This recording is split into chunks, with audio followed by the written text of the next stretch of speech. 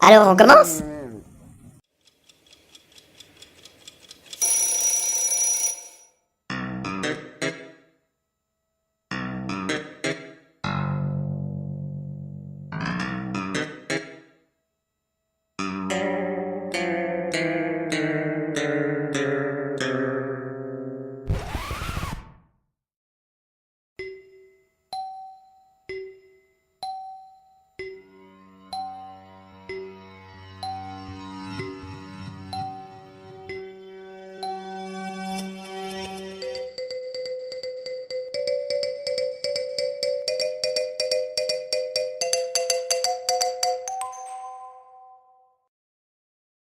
Donc,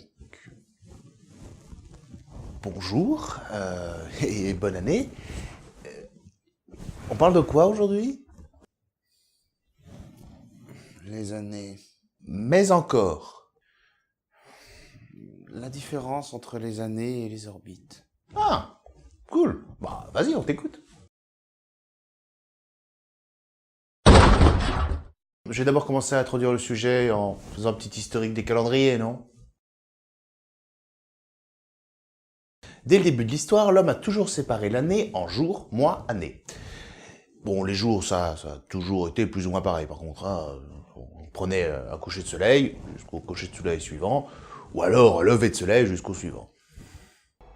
3 levées de soleil, 3 couchers de soleil, 3 jours. Par contre, pour les années et les mois, là, ça a varié pas mal, hein. Pour les mois, il y a en gros deux méthodes. Soit via la Lune, soit via le Soleil. Et les différences sont...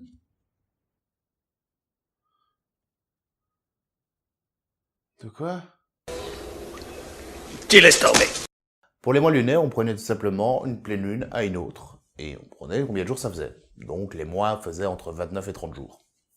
Et en général, on utilisait 12 mois pour une année. Et le problème, c'est que du coup, il manquait des jours, hein, parce que 30 fois 12, ça fait 360. Il manque quelques jours dans l'année. Et donc du coup, ce qui arrivait assez souvent, c'est qu'on ajoutait quelques jours dans l'année, ou alors, toutes les X années, on ajoutait un mois. Pour ce qui est de savoir comment il comprenait que ça clochait, c'est tout simplement parce qu'il remarquait que les équinoxes et les solstices, qui sont des jours fixes dans l'année, normalement, ne tombaient pas le même jour. Les équinoxes sont les deux moments de l'année où le jour est aussi long que la nuit. Quant aux solstices, ce sont les 2 jours qui sont soit le plus long de l'année, soit le plus court. Et comment remarquer un truc pareil? Tout simplement avec des observations astronomiques ou alors avec un cadran solaire. Le principe d'un cadran solaire, c'est de montrer l'heure via l'ombre d'une petite tour. Et donc du coup, ça marche qu'en journée. Et le solstice d'été, c'est le jour où le cadran marche le plus longtemps dans la journée. Ah, ça va mieux, ce que je vois.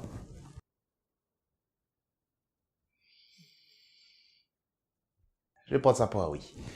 Et l'autre méthode, c'est tout simplement en observant un jour fixe dans l'année et en sachant le reconnaître, eh bien, on a pu remarquer que la Terre faisait un cycle et calculer combien il y avait de jours dans une année solaire.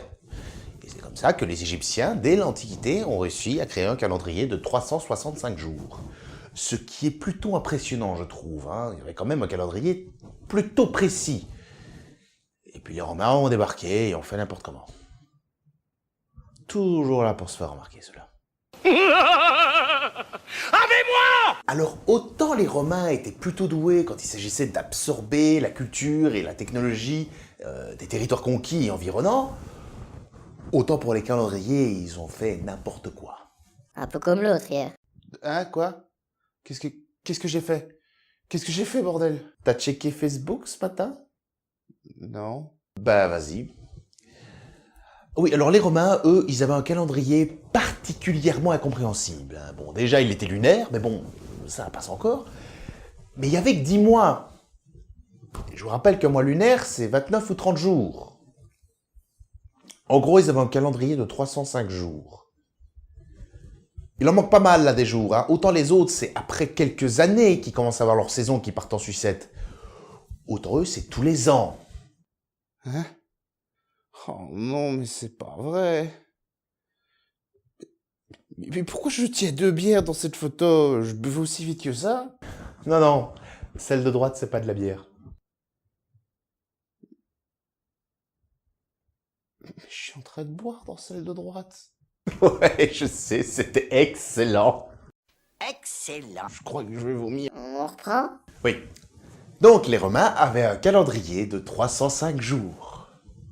Durant 7 siècles. Ils sont fous, ces Romains. Bon, par contre, ils se sont assez vite rendus compte qu'il y avait une couille dans le potage. Hein. Donc, du coup, bah, ils ont ajouté des jours en plus entre 2 années. On attendait que le calendrier se remette correctement avant de recommencer la nouvelle année. Ça équivaut maintenant au mois de janvier et février. Oui, d'ailleurs, c'est à cause d'eux qu'on dit septembre, octobre, novembre et décembre, alors qu'ils sont respectivement le 9e, le 10e, le 11e et le 12e mois. De quoi? Ben oui, septembre, c'est pour 7. Octobre, c'est pour 8. Novembre, c'est pour 9. Et décembre, c'est pour 10. Tout simplement parce que décembre, c'était le dernier mois chez les Romains. Et ils avaient que 10 mois. Donc pour eux, c'était logique. Pour nous, nettement moins. Oui, c'est une question de logique. Ok, c'est aussi à cause des Romains que l'année scolaire commence en septembre. Non, ça n'a rien à voir. Ça, c'est bien après. C'est plutôt au XIIIe siècle. C'est tout simplement parce qu'il leur fallait des congés en été, parce que c'était la saison des récoltes, pour qu'ils puissent aller dans les champs avec leurs parents. Mais revenons à nos Romains, et plus exactement à Jules César. Jules César, on l'appelait Jules César. Car c'est lui qui va mettre le holà avec toutes ces conneries de calendrier lunaire et d'années beaucoup trop courtes. Non, non, pour lui, les années après lui, ce sera 365 jours, tous les ans, sauf les multiples de 4 qui, eux, en auront 366. Notre calendrier date d'aussi longtemps? Non, c'est pas notre calendrier, ça. Bien sûr que si. Non, il y a une erreur dans ce système-là. Et laquelle? En gros, de ce calendrier, pour qu'il fonctionne, il faudrait que la Terre tourne autour du Soleil en 365 jours, 25. Mais c'est pas le cas. Elle tourne autour du Soleil en 365 jours, 256. Et ces 6 millièmes en plus, ça fait que il y a un problème de jour. En fait, il y a un jour de trop à peu près tous les siècles. Pour info... Non, me fais pas switcher aussi vite. Ça bouge là-dedans. Les planètes ont des années de plus en plus longues en fonction de leur distance avec le Soleil. Logique, elles ont plus de chemin à faire. Oui, c'est vrai, mais pas que. Elles sont également beaucoup plus lentes. Mercure, qui est la toute première planète de notre système solaire, fait dans les 47,36 km/s, alors que Neptune, qui est la toute dernière, ne va que à du 5,43 km/s. C'est dû au fait que... Arrête ça, bordel! C'est dû au fait que la gravité diminue énormément en fonction de la distance. Or, Neptune est beaucoup plus loin que Mercure, et donc du coup est beaucoup plus lente vu qu'elle ressent moins la gravité.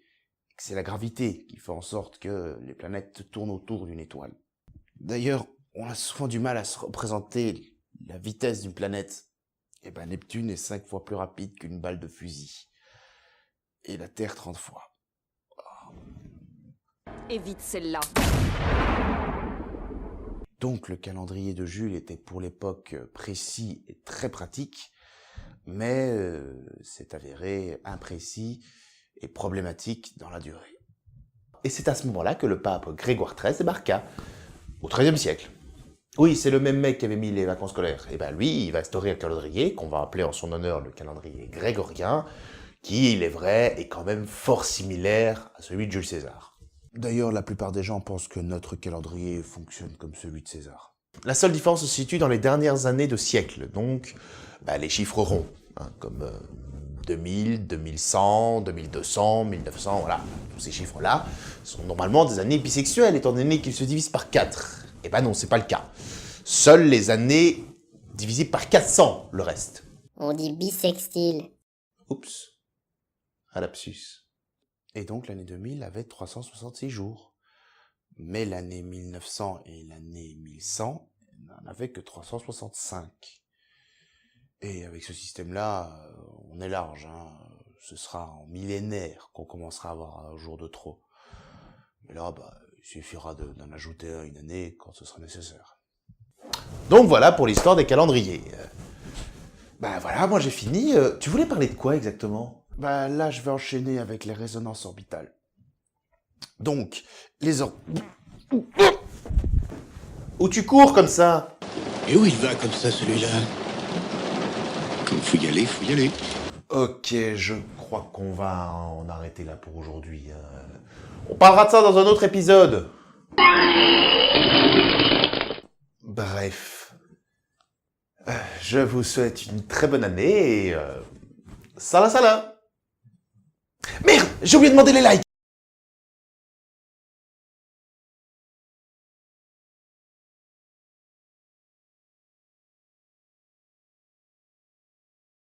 Joyeux Noël, espèce de sale bête. Et une très bonne année.